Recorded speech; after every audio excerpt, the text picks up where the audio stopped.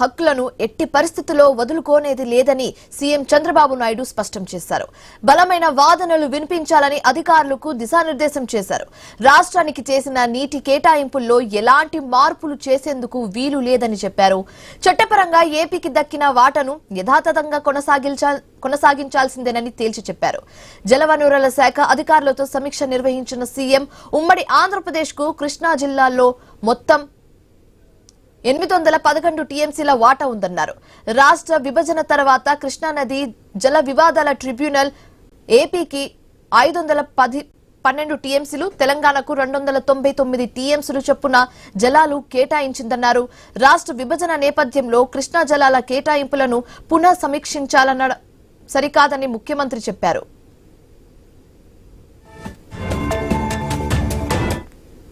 ఏటా వేలాది టీఎంసీల జలాలు సముద్రంలో కలుస్తున్నందున వరద జలాల వినియోగంలో పొరుగు రాష్ట్రాలతో సామరస్యపూర్వకంగా వ్యవహరించాలని అధికారులకు సీఎం సూచించారు.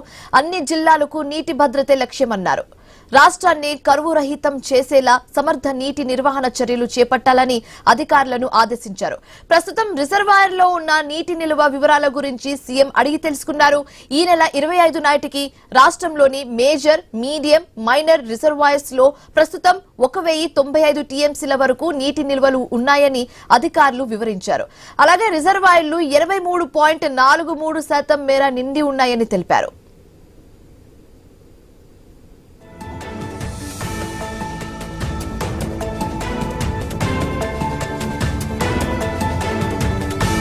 పోలవరం ప్రాజెక్టు పురోగతిపై సీఎం చంద్రబాబు నాయుడు సమీక్షించారు. డయాఫ్రమ్ వాల్ పనులు 73% మేర పూర్తి కాగా వచ్చే ఏడాది ఫిబ్రవరి కల్లా నిర్మాణం పూర్తి చేస్తామని అధికారులు చెప్పారు. బ్రెడ్ డ్యాం పనులు పూర్తి చేసినట్లు వివరించారు.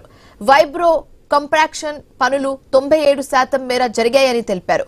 Earth cum rock fill dam పనులు ఇప్పటికే ప్రారంభించినట్లుగా వివరించారు. పోలవరం ప్రాజెక్టు ఎడమ కాలువ త్వరితగతిన పూర్తి చేయడానికి అవసరమైన భూసేకరణ తక్షణం చేపట్టాలని సీఎం చంద్రబాబు నాయుడు ఆదేశించారు. ఆర్ఆర్ ప్యాకేజ్ ని నిర్వాసితులకు వేగంగా అందించాలని సూచించారు.